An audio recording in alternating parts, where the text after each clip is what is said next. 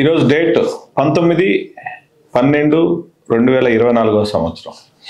అయితే డేట్ చెప్పేందుకు చదవాల్సి వస్తుంటే గత 3 రోజులుగా నేను వివిధ దినపత్రికలు సాక్షి, ఆంధ్రజ్యోతి, ఈనాడు ఇవి చదివి హైదరాబాదులో నివసిస్తున్న మాలాంటి ఆంధ్రప్రదేశ్ ప్రజలకు ఆంధ్ర వార్తలు చేరుతున్నాయా లేదా అనేటటువంటి ఒక ఆలోచనతో కంటిన్యూగా ఫాలోఅప్ చేస్తున్నాను. ఇది 3rd డే.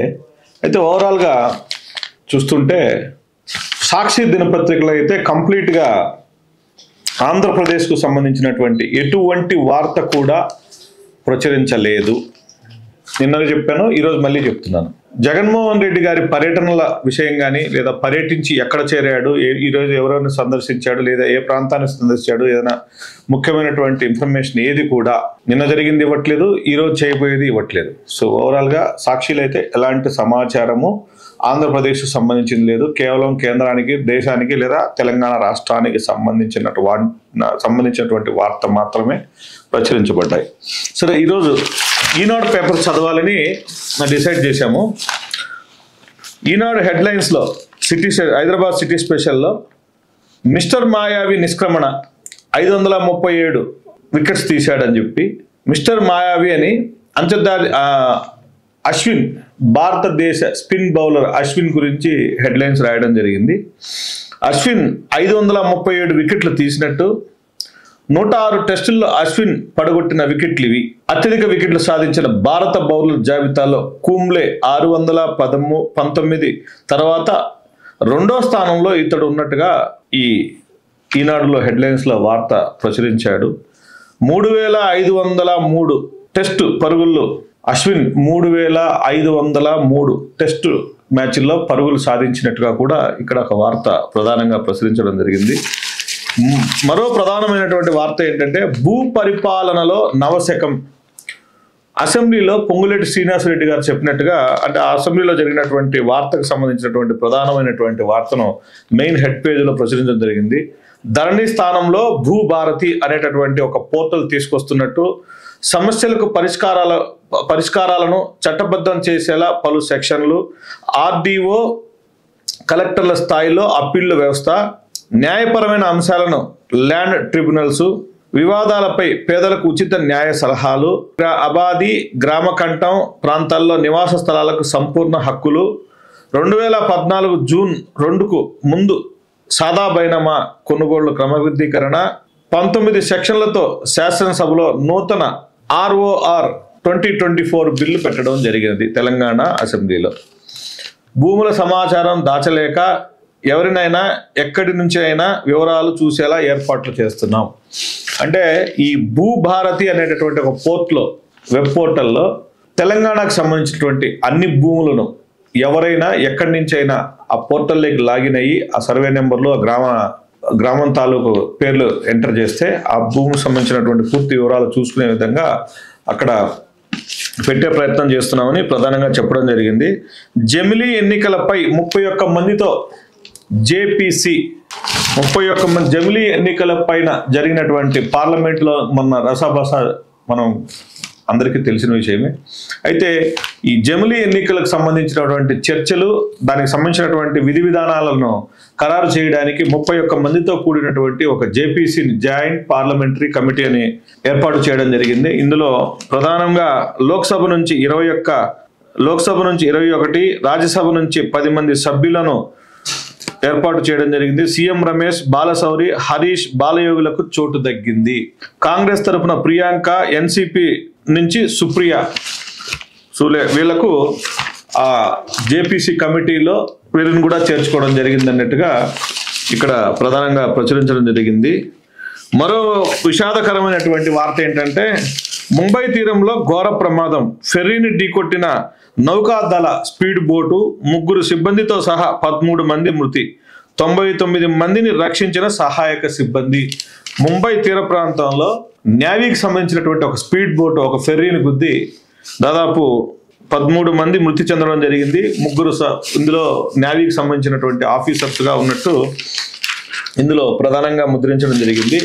మరో ప్రధానమైన అంశం ఏంటంటే, ఈనాడు పేపర్లో కూడా, ఈనాడు హైదరాబాద్ ఎడిషన్లో కూడా ఎక్కడ కూడా ఆంధ్రప్రదేశ్కు సంబంధించినటువంటి, ఆంధ్రప్రదేశ్లో ఏం జరుగుతుంది, ఎలా జరుగుతుంది అనేటటువంటి వార్త ఒక్కటి కూడా ఇక్కడ ప్రచురించలేదు అనేది స్పష్టంగా అర్థమవుతుంది.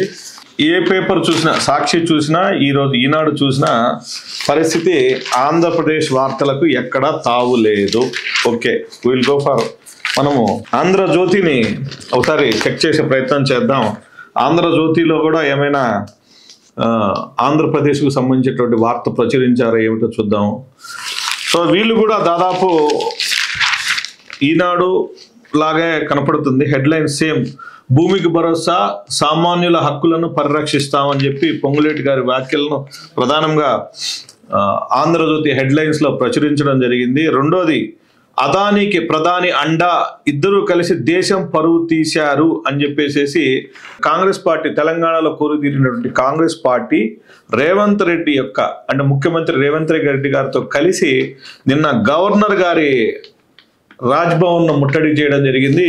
అక్కడ ఈ రకంగా అదానికి ప్రధాని అండా అనేటటువంటి వ్యాఖ్యలు చేసి బీజేపీకి వ్యతిరేకంగా, బీజేపీ పాలనా నిర్ణయాలకు వ్యతిరేకంగా మాట్లాడడం జరిగింది.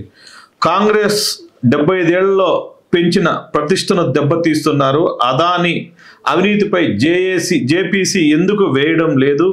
బీఆర్ఎస్ ప్రజల వైపా, అదాని ప్రధాని వైపా? ఆ పార్టీ వైఖరేంటో కేసీఆర్, కేటీఆర్, హరీష్ చెప్పాలి. మోదీ జైల్లో పెడతారనే భయంతోనే మాట్లాడడం లేదా? జేపీసీపై బీఆర్ఎస్ డిమాండ్ చేస్తే అసెంబ్లీ తీర్మానం నిరసన తెలిపే హక్కు సీఎంకు ఉంటుంది. రేవంత్ రెడ్డి ఈ వ్యాఖ్యలన్నింటినీ రేవంత్ రెడ్డి గారు చేసినట్టుగా ఇందులో ప్రచురించడం జరిగింది. కేంద్ర సాహిత్య అకాడమీ అవార్డు పెనుగొండకి. లక్ష్మీనారాయణ రచించిన దీపికకు ఈ పురస్కారం. 50 ఏళ్లకు పైగా తెలుగు సాహిత్య సేద్యం అవసరం, జాతీయ అధ్యక్షుల సేవలు. వచ్చే ఏడాది మార్చి 8న ఈ అవార్డు ప్రదానం. లక్ష్మీనారాయణ గారు రచించినటువంటి దీపిక అనేటటువంటి ఒక రచనకి ఈ కేంద్ర సాహితీ అవార్డు అందించడం జరిగింది. మరో ప్రధానమైన అంశంలోకి వెళ్తే, సేమ్ ఈ హెడ్లైన్స్లో కూడా ముంబైలో జరిగినటువంటి పడవ ప్రమాదానికి సంబంధించినటువంటి వార్తలే ప్రచురించడం జరిగింది. స్పిన్ యోధుడు ఆపేశాడు, జాతీయ క్రికెట్కు వీడ్కోలు పలికాడు అనేటటువంటి మరొక వార్త ఇందులో కూడా సేమ్. స్పిన్ బౌలర్, భారతీయ క్రికెట్ స్పిన్ బౌలర్ని అతని క్రికెట్ నుంచి నిష్క్రమించడానికి సంబంధించినటువంటి వార్తే ఆర్టికల్ రాశారు. మరోమారు నేను చెప్పడం ఏంటంటే, ఆంధ్రజ్యోతి పేపర్లో కూడా ఎక్కడ కూడా ఆంధ్రప్రదేశ్ సంబంధించినటువంటి వార్త ఒక్కటి కూడా ప్రచురించలేదు. ఆంధ్రజ్యోతి ఈరోజు వార్తా పేపర్లో కూడా ఎక్కడ కూడా ప్రచురించలేదు. మరో ముఖ్యమైన అంశం ఇంకోటి సెంటర్ పేజ్లో ఏంటంటే, న్యాయ నిపుణుల సలహాతోనే బన్నీ రాలేదు. యాక్చువల్గా పుష్ప 2 రిలీజ్ సందర్భంగా సంధ్యా థియేటర్లో జరిగినటువంటి తొక్కిసలాటలో ఒక మహిళ మృతి చెందడం జరిగింది. వారి అబ్బాయి ఐసీయూలో ఈ రోజుకి క్రిటికల్ కండిషన్లోనే ఉండడం అందరికీ తెలిసిన విషయమే. అయితే అల్లు అర్జున్, ఆ సినిమా హీరో అల్లు అర్జున్ని కొందరు వ్యక్తులు కానీ, లేదా కొన్ని ఇప్పుడు సోషల్ మీడియాలో కానీ రకరకాల వ్యక్తులు కొందరు ఇంత జరిగినా అబ్బాయిని పరామర్శించడానికి ఎందుకు వెళ్ళడం లేదు, కనీస కనికరం లేదా, అసలు కామన్ కర్టసీతో కూడా కొంతమంది వెళ్ళి చూస్తారు, ఇట్లా రకరకాల వ్యాఖ్యలు, కనీస జాలి దయ అతనికి ఏమీ లేవా అని ఏదో విమర్శలు చేస్తున్నారు. అయితే వారి తండ్రి గారు అయినటువంటి అల్లు అరవింద్ గారు ఒక ప్రెస్ మీట్ పెట్టి వారు ఇలా చెప్పడం జరిగింది. న్యాయ నిపుణుల సలహాతోనే బన్నీ రాలేదు, శ్రీతేజ కోలుకునేందుకు ఏం చేయడానికైనా సిద్ధం, అల్లు అరవింద్ వెల్లడి. శ్రీతేజ శ్వాసనాళంలో పైపును అమర్చాం, హెల్త్ బులెటిన్ విడుదల చేసిన కిమ్స్ ఆసుపత్రి వైద్యులు. అల్లు అర్జున్ అరెస్టుపై ప్రభుత్వానికి వ్యతిరేకంగా ట్రోల్స్. సైబర్ క్రైమ్లో ఫిర్యాదు చేసిన టీపీసీసీ ప్రతినిధులు 4 కేసులు నమోదు చేశారని చెప్పి. అంటే ప్రభుత్వానికి అల్లు అర్జున్ అరెస్ట్ చేసినటువంటి విషయాన్ని అది సబబని, లేదా కొందరు కాదని, లేదా ఏదో అంటే కొందరు అంటే విమర్శించడం మనం గమనించవచ్చు. అరెస్టు సరైన పని అని కొందరు అంటున్నారు, సరైన పని కాదు, అల్లు అర్జున్కు సంబంధమే లేని వ్యవహారం ఇది అని చెప్పి మరి కొందరు అంటున్నారు. అయితే ఈ విధంగా ఎవరైనా వ్యతిరేకిస్తే వాళ్ళ మీద కేసులు పెట్టారని ఈ పేపర్లో ప్రచురించారు. రామ్ గోపాల్ పేట పోలీస్ స్టేషన్లో ఈ కేసు నమోదైనట్టుగా ఇక్కడ చెప్తున్నారు. అల్లు అరవింద్ గారి యొక్క మాటలు ఏంటంటే, న్యాయ నిపుణుల సలహా మేరకే ఆసుపత్రిలో చికిత్స పొందుతున్న శ్రీతేజ్ను చూడటానికి అల్లు అర్జున్ బన్నీ రాలేదు అని అల్లు అరవింద్ గారు అన్నారు. సంధ్యా థియేటర్లో ఘటనలో గాయపడ్డ శ్రీతేజ్ ఆరోగ్య పరిస్థితి తెలుసుకోవడానికి బుధవారం ఆయన కిమ్స్ ఆసుపత్రికి వచ్చారు. శ్రీతేజ్ ఆరోగ్య స్థితిని గురించి వైద్యులను అడిగి తెలుసుకున్నారు. అనంతరం కిమ్స్ ప్రతినిధులతో కలిసి విలేకరులతో మాట్లాడుతూ శ్రీతేజ్ పరిస్థితిని 10 రోజుల్లోగా మెరుగుపడుతుందని, పూర్తి స్థాయిలో కోలుకోవడానికి సమయం పట్టవచ్చని వైద్యులు తెలిపారు. శ్రీతేజ్ కోలుకోవడానికి ఏం చేయడానికైనా సిద్ధమే. ప్రభుత్వం కూడా శ్రీతేజ్ కోలుకోవడానికి సహకరించడం అభినందనీయమని వ్యాఖ్యానించారు అల్లు అరవింద్ గారు. అయితే అల్లు అర్జున్ హాస్పిటల్కి వస్తే సేమ్ మళ్ళీ సంధ్యా థియేటర్ కాడ జరిగిన విధంగానే అభిమానుల తాకిడి ఎక్కువైపోయి అక్కడ మళ్ళీ సేమ్ ఇదే విధంగా ఏదైనా ప్రమాదమో లేకపోతే తొక్కిసలాట జరిగే అవకాశం ఉన్నందున అల్లు అర్జున్ అక్కడికి రావడం లేదు అనేది అల్లు అరవింద్ గారి ఓవరాల్గా ఇక్కడ చెప్పడం మనం గమనించవచ్చు. మరో ప్రధానమైన అంశం